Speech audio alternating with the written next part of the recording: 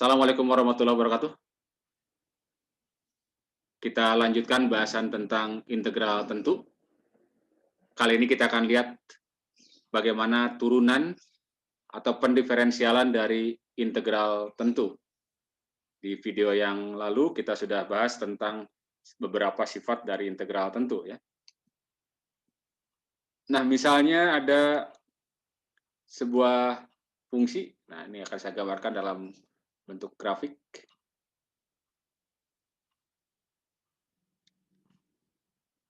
Ini adalah sumbu X, saya ganti dengan variabel T, ya. Ini adalah variabel T, sumbu T, ini adalah Y.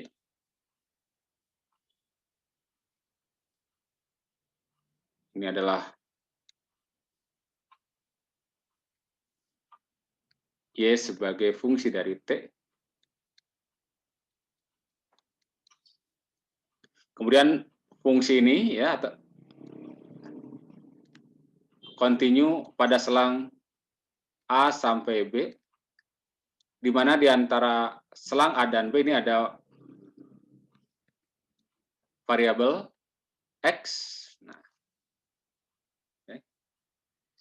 ada variabel X, ya. Jadi X ini bisa geser-geser artinya, ya, di sepanjang selang dari A sampai B. Nah, misal Ft adalah turunan dari Ft terhadap T, ya. Maka integral dengan batas misalkan dari A sampai X, ya, Ft dt itu kan sama saja dengan F, kita masukkan batas atasnya kan, ya. Batas atas adalah X, berarti Fx dikurangi dengan Fa.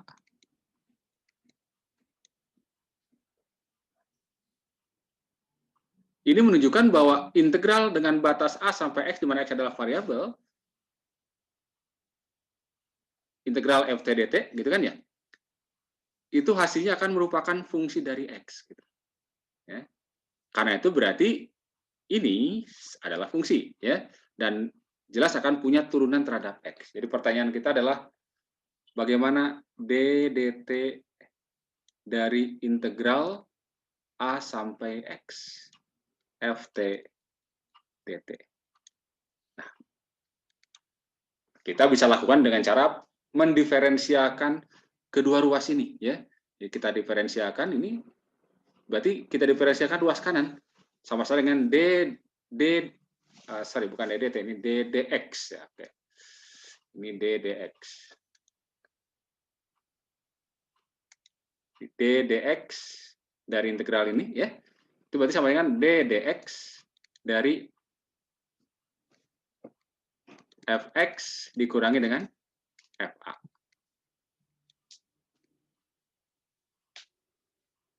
Atau, nah,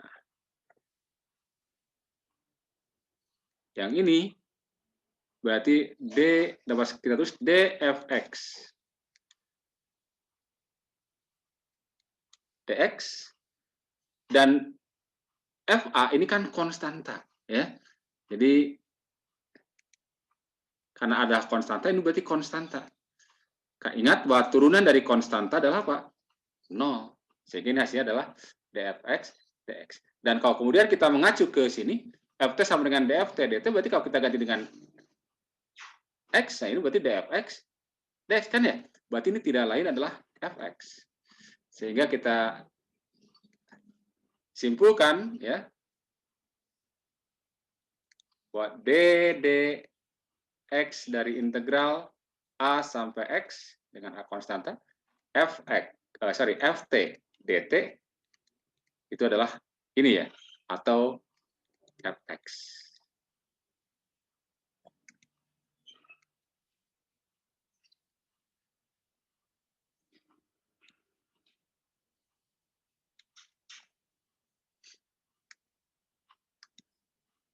Nah, hasil ini menunjukkan bahwa ternyata kita hanya mengubah variabel pada integran yang semula T menjadi X gitu ya. Coba perhatikan di sini ya. Jadi ketika diturunkan ya integral dengan batas A sampai X FTDT, ketika diturunkan terhadap X, maka kita hasilnya adalah berupa integran ini, tapi yang kemudian kita ubah menjadi ini. Variabelnya berubah. Ya. Oke. Sebagai contoh, kan kita lihat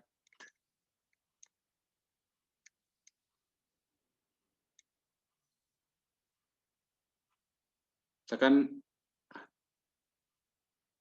tentukan dx integral 1 sampai x t kuadrat dt. Ya, ini pertanyaannya ya. Oke. Nah, kita coba dengan metode konvensional dulu ya. Jadi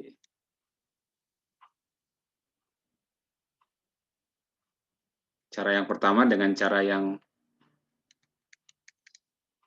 mendapatkan integralnya dulu ya, coba. Integral 1 sampai x t kuadrat dt, berarti kan sama saja dengan kita integralkan t-nya. Jadi sepertiga t pangkat 3 kan ya?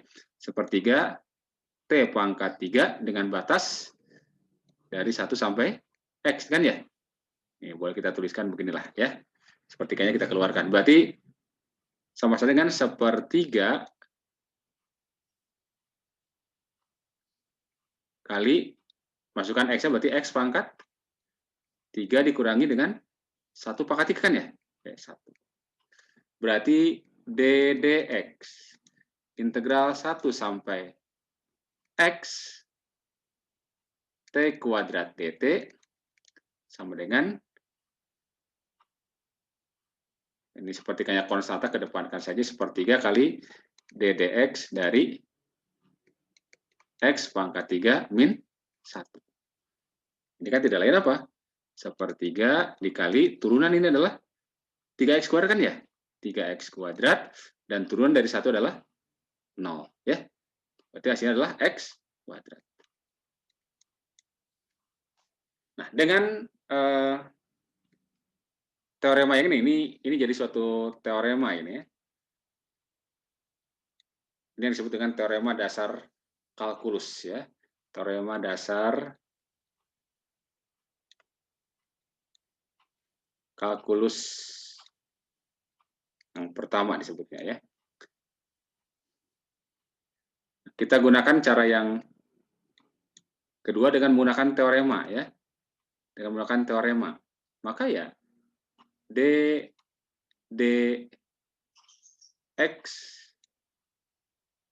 integral 1 sampai x t kuadrat dt ya kita lihat ini kan t kuadrat ya, tinggal ganti t-nya oleh apa? X berarti x kuadrat.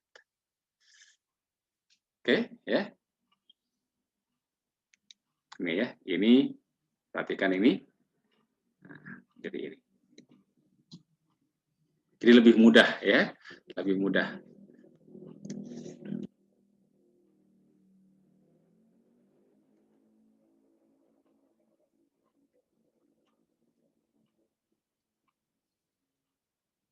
Contoh yang kedua. Misalnya integral,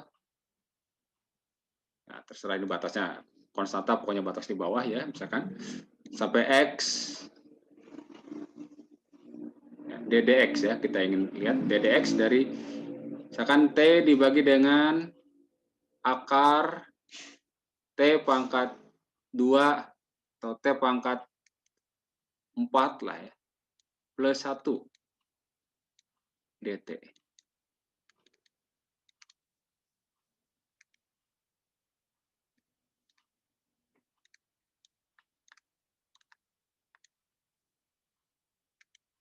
Ya. Langsung saja kita gunakan teorema dasarnya ya. ddx dari integral 2 sampai x t dibagi dengan akar dari t pangkat 4 plus 1 dt. Ini kalau kita hitung secara biasa dulu, ini ya sulit ini menghitung integral ini ya, lumayan ya. Tapi kalau kita gunakan teorema dasar kalkulus tadi ya, maka kita tinggal perhatikan integrannya, ini kan ya. Oke, integralnya adalah T dibagi dengan akar dari T pangkat 4 plus 1. Maka ini berarti ganti dengan X. Berarti X dibagi dengan akar dari X pangkat 4 ditambah dengan 1. Oke, ya. Mudah.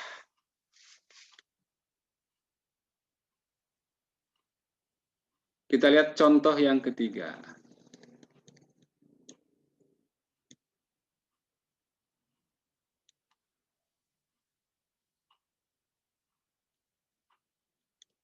DDX integral X sampai 5 misalnya, ya.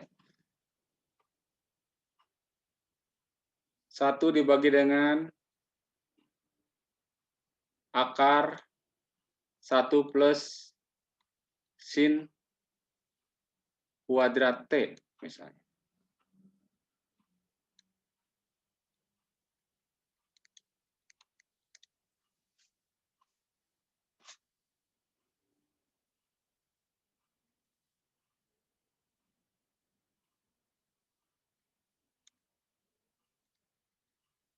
Nah, bagaimana kalau batas yang variabelnya yang di bawah? Ya, serupa saja sebenarnya dengan yang sebelumnya, ya. Maka kalau di bawah variabelnya, maka tinggal dinegatifkan saja, ya. Jadi ddx integral x sampai 5 dari 1 dibagi dengan akar 1 plus sin kuadrat T dt. Nah, integralnya ini ya, kita negatifkan karena batas ini yang di bawah ya. Jadi kalau tadi fx min fa itu kan hasil integralnya kan jadi fa dikurangi fx. Ini negatif ya. Integralnya ini berarti 1 dibagi dengan akar 1 plus sin kuadrat variabel t-nya kita ganti dengan x. Oke.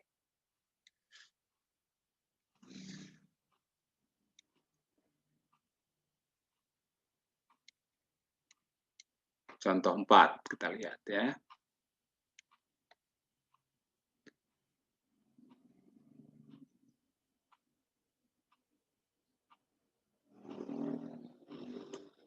Tentukan ddx dari integral 1 sampai x kuadrat.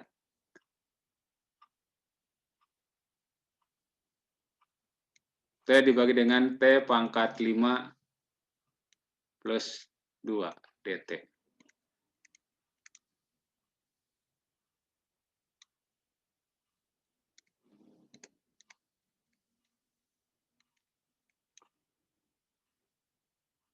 Baik. Nah, bagaimana kalau sekarang variabelnya ternyata bentuknya x kuadrat atau bukan x seperti yang pada contoh sebelumnya? Nah, prinsipnya ingat bahwa pada turunan itu kan berlaku beberapa teorema untuk pencarian turunan, ya. Nah, kalau ini x kuadrat kita ganti dengan variabel u misalnya, ya. Variabel u, berarti ada penggantian, ada substitusi. Maka fungsinya akan menjadi fungsi komposisi dan turun dari fungsi komposisi menggunakan aturan rantai. Ya. Jadi untuk ini kita gunakan aturan rantai. Sehingga kita dapatkan ddx dari integral 1 sampai x kuadrat T dibagi dengan T pangkat 5 ditambah dengan 2 dt. Nah, pertama ganti ini, ganti T-nya dengan apa? Dengan x kuadrat. Berarti x kuadrat dibagi dengan, berarti ini x kuadrat dipangkatkan dengan 5 ditambah 2. Nah, Namun kali tadi penggantian ya, substitusi dianggap sebagai X. Maka kalikan dengan turunan dari yang diganti tadi. DDX dari apa? Dari X kuadrat. Gitu. Sehingga ini kita dapatkan sama saja dengan, ini kan turunannya adalah 2X ya. Kalikan dengan ini berarti 2X pangkat 3 ya. 2X pangkat 3 dibagi dengan X jadi pangkat 10 ditambah dengan 2. Ya, ini hasilnya. Jadi kalau ada pangkatnya bukan X, batasnya bukan X, misalkan X kuadrat atau 2X atau X kuadrat tambah 5 dan seterusnya, maka kita gunakan aturan rantai. Caranya tinggal gantikan integran ini dengan variabel ini ya. Kemudian kalikan dengan turunannya terhadap X.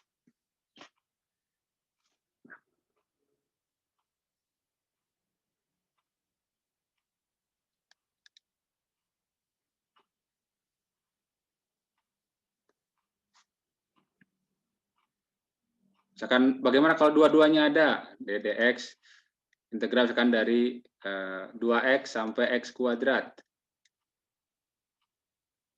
Kan 1 dibagi dengan t kuadrat plus 3 lah ya, dt. Maka sama saja ya. Kita bisa gunakan aturan rantai juga ini ya.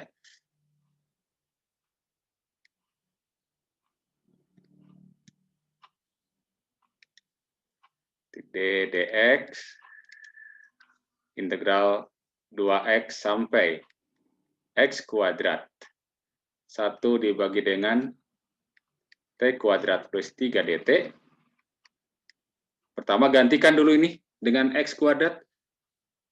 Ini berarti 1 dibagi dengan, nah, ini kan kalau ganti dengan x kuadrat, ya x pangkat berapa?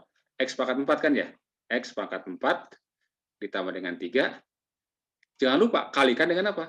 Turunan dari ini ya. Berarti kalikan dengan 2x. Nah, yang bawah negatif kan ya? Negatif ya.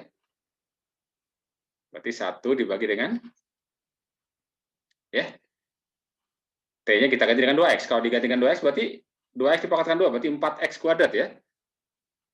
4x kuadrat ditambah dengan 3 dikalikan dengan turunan dari 2x, yakni 2. Oke? Nih, kalian tinggal lanjutkan saja nih ya. Tinggal lanjutkan hasilnya. Ya, itu contoh yang kelima. Jadi intinya ketika batasnya bukan X ya, maka kita gunakan aturan rantai.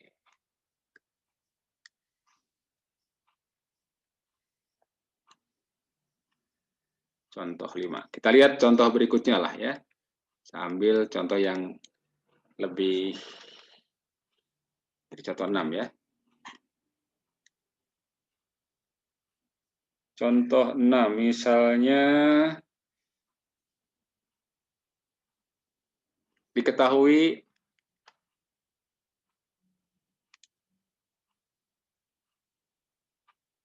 Hx sama dengan integral dari x kuadrat sampai 2x 1 di T ya. T dibagi dengan akar 1 plus T pangkat 6 dt. Tentukan H aksen 1. Oke.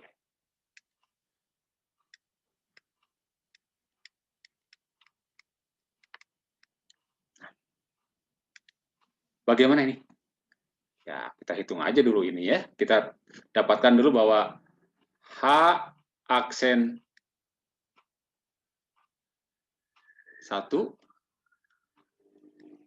H aksen X dulu ya, H aksen X, itu kan sama dengan ddx dari integral X kuadrat sampai 2X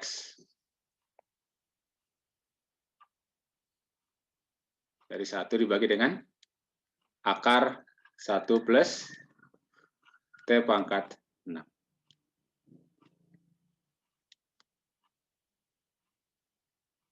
Ya. Berarti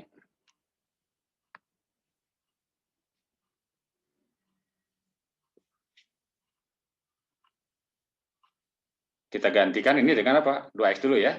Berarti 1 dibagi dengan akar 1 plus, kita ganti T-nya dengan 2X. Berarti 2X, kita tuliskan aja ya. 2X pangkat 6. Nah, jangan lupa, nih kalikan dengan turunan dari ini kan ya, terhadap X. Berarti kalikan dengan 2. Dikurangi yang bawah. 1 dibagi dengan akar 1 plus, nah, T-nya kita ganti dengan X kuadrat ya. X kuadrat dipangkatkan dengan 6. Dikalikan dengan turunan dari X kuadrat. Ya. Jadi 2X. Yang dicarikan H aksen 1 ya. Jadi kita dapatkan H aksen 1 berarti sama dengan 1 dibagi dengan, tolak saja ini kita dapatkan 2 ya. Biarkan saya dulu lagi. Akar 1 plus, kalau ini 1 berarti berapa ini? 2 ya? 2 pangkat 6. Ya. Dikalikan dengan 2, gitu kan? Dikurangi dengan 1 dibagi dengan akar 1 plus, ini 1 pangkat 2 kan 1 pangkat 6, berarti 1 pangkat 6 ya. 1 pangkat 6 ya tetap 1 sebenarnya ya. Dikalikan dengan 2 dikali X-nya 1. Ya. Kita biarkan saja ini 2 dibagi dengan akar 1 plus 2 pangkat 6 dikurangi dengan, ini kan akar 2 yang bawah ya. 2 dibagi akar 2 berapa? Akar 2 ya. Oke, biarkan begini saja. Kita lihat satu lagi lah ya. Oke, contoh ke-7 ya. Contoh 7.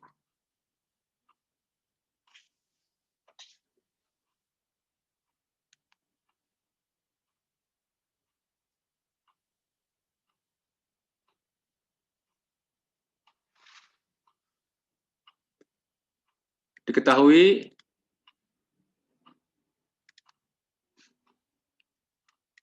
fx sama dengan integral x kuadrat sampai x dari x per 1 plus t pangkat 2 lah dt. Nah, tentukan f aksen 1. Oke. Berserupa dengan yang sebelumnya ya.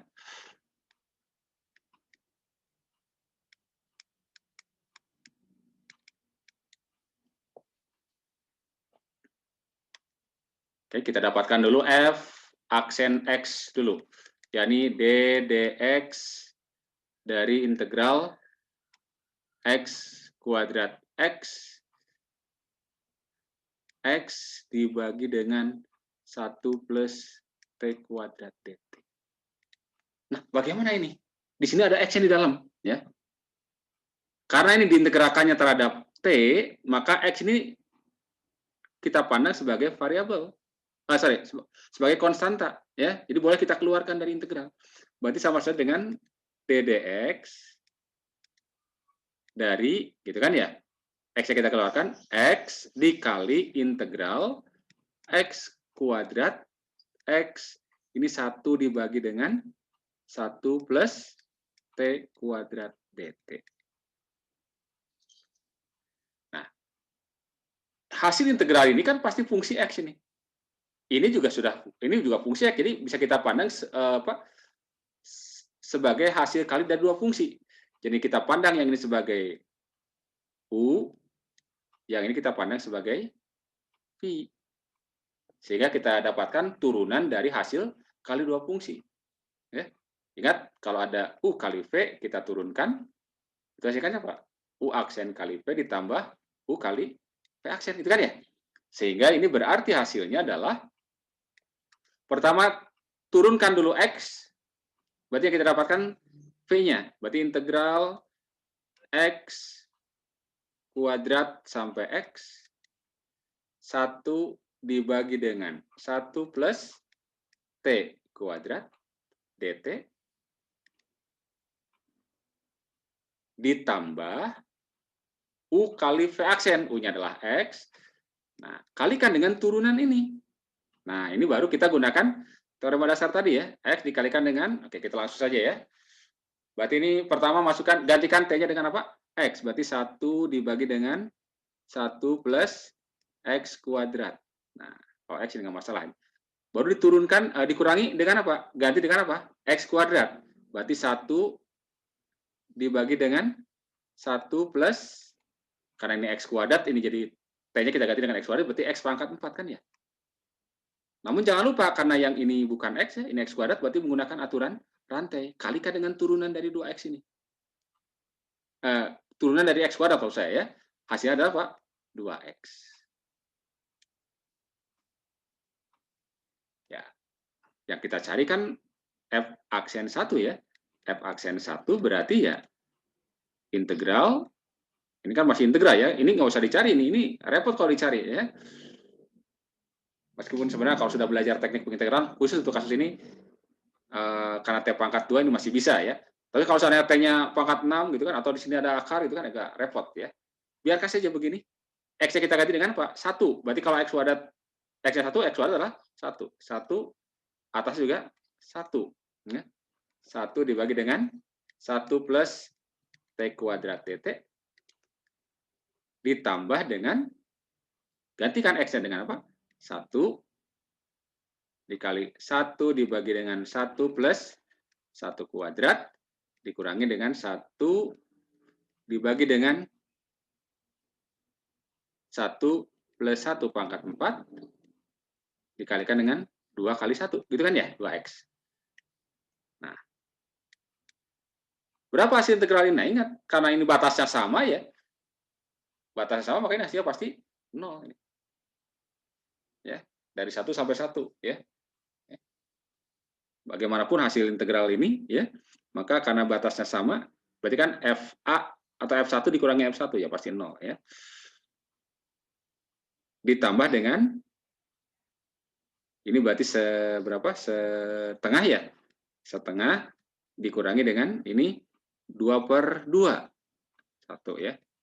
Berarti saya adalah min setengah. Oke. Jadi itu turunan dari integral. Tentu ya. Jadi kalau integral dengan batasnya variabel, maka hasilnya akan merupakan suatu fungsi. Dan tentu saja akan punya turunannya. Ya. Nah, terkait dengan pencarian turunan, kembali jangan lupakan bahwa pada aturan pencarian turunan, bagaimana kita harus mencari turunan hasil kali, kemudian turunan hasil bagi, dan turunan atau aturan rantai, ya, turunan dari fungsi komposisi. Sampai di sini dulu. Terima kasih. Assalamualaikum warahmatullahi wabarakatuh.